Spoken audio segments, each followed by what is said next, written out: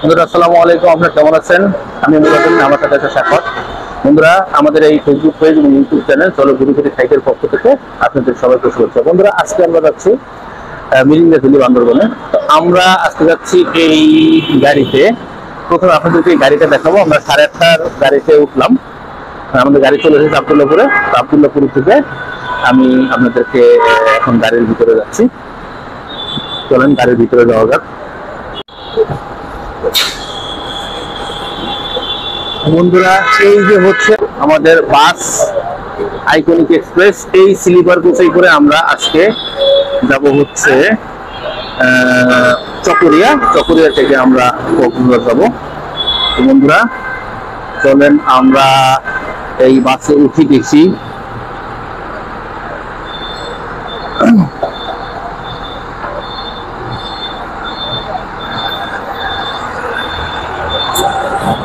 এই যে সাকত বসে আছে,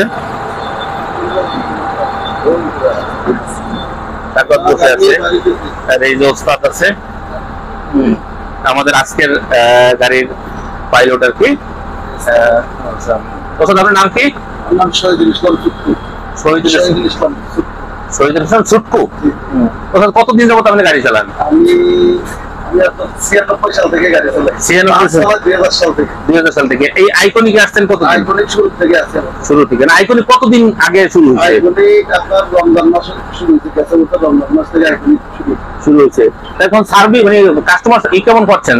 আলহামদুলিল্লাহ অনেক ভালো চলতেছে আমাদের গাড়ি। আমরা উঠি নাই, কিন্তু আপনাদের কথা শুনে আজকে আমরা প্রথম আইকনিকে যাচ্ছি। আলহামদুলিল্লাহ, দেখেন আমরা সেবা দিতে পারি। আচ্ছা, ঠিক আছে, দেখা যাক। আমরা ওস্তাদের সাথে আছে। আমরা ভিতরে একটু দেখাই আপনাদেরকে, গাড়ির ভিতরে একটু দেখাই। বন্ধুরা, এই গাড়িটার সিস্টেমটা হচ্ছে নিচে হচ্ছে বিজনেস ক্লাস, নিচে হচ্ছে 28টা সিট আছে বন্ধুরা নিচে, আর উপরে আর এই যে হচ্ছে উপরে সুন্দর ব্যবস্থা আছে। প্রথম সিট এইটা, তারপরে দেখেন দুইটা করে সিট আছে এখানে সুন্দর। এইটা হচ্ছে আমার সিট, এইটা আমার সিট, এটা হচ্ছে B4। আর সাকাওয়াতেরটা হচ্ছে এই পরেরটা, এই সিঙ্গেল সিট, এটা হচ্ছে সাকাওয়াতের, এটা হচ্ছে C4 আপার C4। এই যে আপার C4, এটা হচ্ছে আপার দিয়ে হচ্ছে আপনার বোঝাচ্ছে উপরের যে সিটগুলো আছে মানে স্লিপিং যেটা, সেটা হচ্ছে আপার। আর লোয়ার হচ্ছে নিচেরটা যেটা বিজনেস ক্লাস, সেটা হচ্ছে লোয়ার। তো বন্ধুরা, এই হচ্ছে বাসের অবস্থা। আর বাসের সিটের মধ্যে কি কি আছে? এসি চলতেছে, ঠান্ডা ঠান্ডা লাগতেছে আর কি। তো চলেন দেখি বাসের মধ্যে কি কি ইউটিলিটির অবস্থা আছে। এই যে এখানে জুতো রাখার ব্যবস্থা আছে, এবং বালিশ আছে, একটা বালিশ আছে, একটা কম্বল আছে। তো রিডিং লাইট আছে। মোটামুটি এই হচ্ছে গাড়ির অবস্থা। তো দেখি, আমাদের এই টিকিটের প্রাইস নিয়েছে 1500 টাকা। নর্মালি 1600 টাকা, কিন্তু এই গাড়ির প্রাইস টিকিট নিয়েছে 1500 টাকা। তো বন্ধুরা, আমরা দেখি আজকে আমরা এই গাড়িতে এর আগে কখনো চলিনি, তো আজকে আমরা দেখি যাই। তো চলেন আমরা বন্ধুরা সামনের দিকে আগাই। তো বন্ধুরা, আমাদের গাড়ি ছেড়ে দিল, আমরা কক্সবাজারের উদ্দেশ্যে রওনা করলাম। বন্ধুরা, এখানে আপনাদেরকে আরেকটা কথা বলে রাখি, আমরা এই গাড়িতে টিকিট কেটেছিলাম 1500 টাকা দিয়ে, কিন্তু আমরা দেখলাম যে কয়েক জায়গা থেকে তারা আরো কম টাকা দিয়ে এই টিকিট কাটছে বা তারা টিকিট দিচ্ছে। তো এই ব্যাপারে একটা অনাকাঙ্ক্ষিত ঘটনা আমাদের সাথে ঘটেছিল, যেটা আপনাদেরকে আমরা পরবর্তীতে বিস্তারিত জানাবো। বন্ধুরা, আমরা এখন চলে এসেছি হোটেল বিরতিতে। তো এইখানে প্রায় এখন রাত বাজে 3:30টার মতো। আল তাজিজ হোটেল, এইখানেই আমাদের এই আইকনিক এক্সপ্রেস যাত্রাবিরতি করে। তো এখানে যাত্রাবিরতি ছিল 20 মিনিট। তো এখানে আসলে খাবার মতো তেমন কিছুই নাই। লোকজন এখন তেমন একটা এই হাইওয়ে রেস্টুরেন্টগুলোতে খায় না, কারণ রেস্টুরেন্টগুলোতে খাবারের মান তেমন ভালো থাকে না এবং খাবারের প্রাইস অনেক বেশি থাকে, যে কারণে জাস্ট সবাই একটু ওয়াশরুমে ওয়াশরুম ইউজ করে, সে কারণে যাত্রা বিরতি করি। তো বন্ধুরা, আমরা যাত্রা বিরতি শেষে আবার রওনা দিলাম কক্সবাজারের উদ্দেশ্যে। তো এবার আমরা একটু আসলে রেস্ট করবো, অর্থাৎ ঘুমাবো। ঘুমের থেকে উঠে এবার আপনাদের সাথে আমরা পরবর্তীতে ঘটনাটি নিয়ে বিস্তারিত, আমাদের সাথে যে ঘটনাটি ঘটেছিল সেই ঘটনাটি নিয়ে আপনাদের সাথে আমরা বিস্তারিত আপনাদেরকে জানাবো। তো বন্ধুরা, চলেন এখন আমরা একটু ঘুমিয়ে নিয়ে আমরা ঘুমের থেকে উঠে আবার আপনাদেরকে দেখাবো।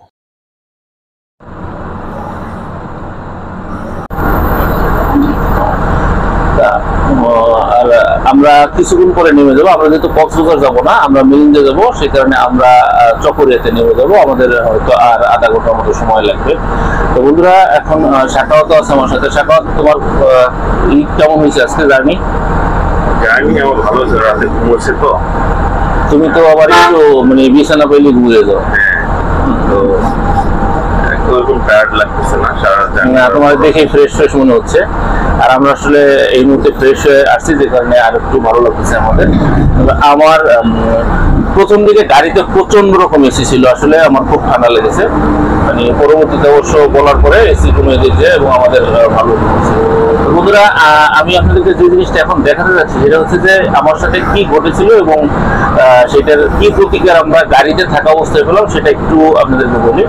আমরা যখন টিকিট কেটেছিলাম তখন আমাদেরকে দিয়েছিল B4 আর C4, টিকিটে লিখে দিয়েছিল B4 আর C4, কিন্তু পরবর্তীতে যখন আমরা আসি গাড়িতে তখন দেখা যাচ্ছে যে আমাদেরকে দিয়ে দিচ্ছে C4 আর D4, অর্থাৎ B4 এর টিকিটটা। আর আপনারা জানেন যে উপরের স্লিপিং এ পিছনের দিকে গাড়িটা একটু বেশি ঝাঁকে, বেশি দোলে আর কি, ঝাঁকেরা ঠিক করে, যেখানে ঘুমের মতো ঘুমানো যায় না। তো এটার সাথে সাথে আমাদের যে গাড়িতে যে জিয়া ভাই আছে, রিয়াজ ভাই আছে, এই রিয়াজ ভাইকে আমি ব্যাপারটা জানাই যে এরকম প্রবলেম হয়েছে। তো এই কারণে জানানোর সাথে সাথে সে আসলে এইটা তার কর্তৃপক্ষকে জানায়, এবং কর্তৃপক্ষকে জানানোর পরে আজকে এই কিছুক্ষণ আগে রিয়াজ ভাই আমাকে ডাকে এবং দেখে বলে যে আপনি যেটা জানিয়েছিলেন এটা আমরা আমার ম্যানেজারকে জানিয়েছি, এবং সাথে সাথে আব্দুল্লাহপুরের যে কাউন্টার আছে সেই কাউন্টারের যে যারা মানে ম্যানেজার শামীম সাহেব, যে আমাদেরকে টিকিটটা দিয়েছিল, আমি তাকেও জানিয়েছিলাম কিন্তু সে কোনো অ্যাকশনে যায়নি।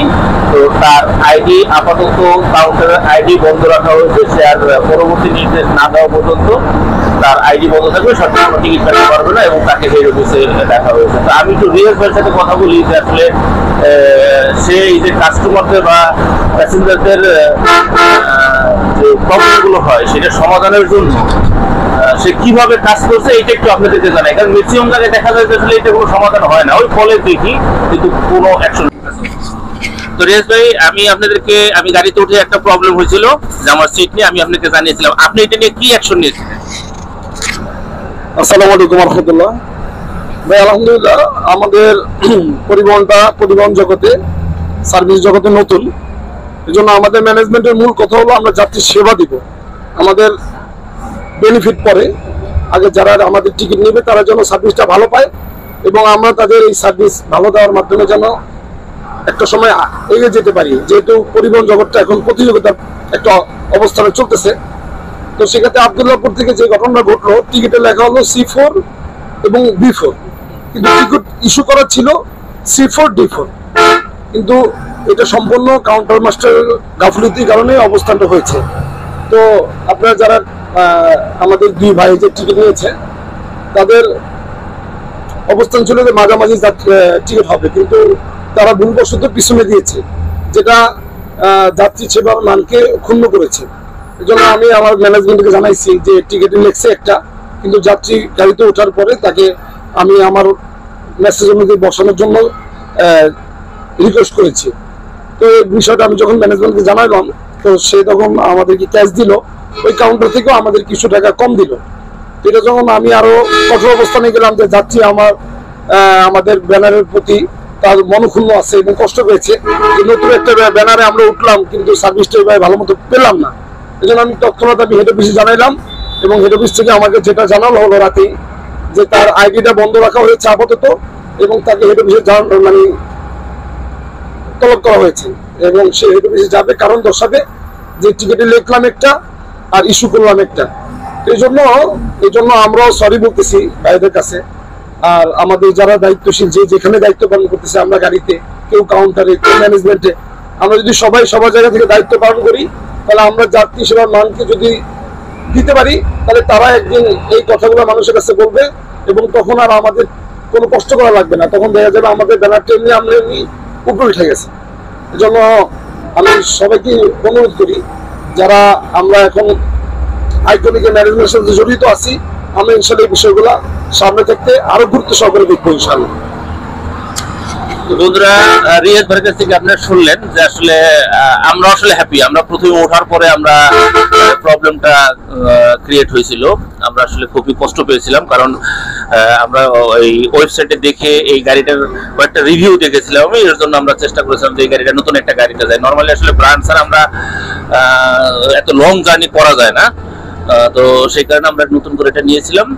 কিন্তু যে একটা ঘটনা, অনাকাঙ্ক্ষিত একটা ঘটনা ঘটলো, কিন্তু আমরা এর প্রতিকার সাথে সাথেই পেলাম। তো এর জন্য আইকনিক এক্সপ্রেসের ম্যানেজমেন্টকে, রিয়াজ ভাইকে এবং আমাদের যে ড্রাইভার সাহেব আছে উনি খুবই আন্তরিক লোক, খুবই ভালো লোক, তাদেরকে সবাইকে ধন্যবাদ। এবং আপনারা সবসময় চেষ্টা করবেন যে এই আইকনিক এক্সপ্রেসে যাওয়া আসা করার জন্য। এবং যদি কোনো প্রবলেম হয়, আমি রিয়াজ ভাইকে বলতেছি তার মোবাইল নাম্বারটা বলে দেওয়ার জন্য, এবং সে যদি আপনারা পারেন পার্সোনালি তার সাথে কমিউনিকেট করে আসলে হয়তো আপনারা কিছুটা হলেও বেনিফিট বা কিছুটা হলেও সুবিধা পেতে পারেন। তো রিয়াজ ভাই, আপনি কাইন্ডলি একটু আপনার মোবাইল নাম্বারটা বলে দিবেন। আমার মোবাইল নাম্বার হলো 01636747881। আবার বলছি 01636747881। Iconic express, supervisor Mohammad Riyaz. Thank you Riyaz ভাই। তো বন্ধুরা, এই হচ্ছে আজকের মতো এই গাড়ির যে প্রবলেম সেটা সলভ হয়ে গেল। তো এখন চলেন আমরা এখন স্বাভাবিকভাবে ভিডিওগুলো একটু দেখি। তো বন্ধুরা, আমরা প্রায় চলে এসেছি, আর কিছুক্ষণের মধ্যে আমরা চকরিয়াতে নেমে যাব। তো আমাদের সাথে যে ঘটনাটি ঘটেছিল সেটা একটু খুলে বলি আপনাদেরকে। আমরা আসলে এই গাড়িতে টিকিট কেটেছিলাম 1500 টাকা করে, কিন্তু আমরা কয়েকটা জায়গাতে দেখলাম যে তারা আরো কিছু কম টাকাতে সেম টিকিট দিচ্ছে।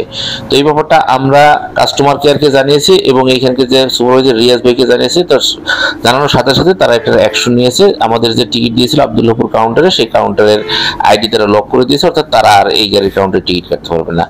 আর ইন দ্য মিন টাইম তারা আমাদেরকে আর একটা প্রপোজাল দিয়েছে, সুন্দর প্রপোজাল। তারা বলেছে যে ভাই, আপনারা যদি আমরা যখন ঢাকা ব্যাক করবো তখন যেন সে অবশ্যই আমরা তাদের গাড়িতে ব্যাক করি, তাহলে তারা আমাদেরকে আর একটু হেল্প করার চেষ্টা করবে। তো বন্ধুরা, আমাদের এই ভিডিওটি যদি ভালো লাগে তাহলে অবশ্যই আমাদের এই ফেসবুক পেজ এবং ইউটিউব চ্যানেল চলো ঘুরি ফিরি খাই দেই ফলো এবং সাবস্ক্রাইব করবেন, এবং লাইক কমেন্ট শেয়ার করে সাথে থাকবেন। দেখা হবে পরবর্তী কোনো ভিডিওতে। সে পর্যন্ত ভালো থাকবেন। আসসালামু আলাইকুম।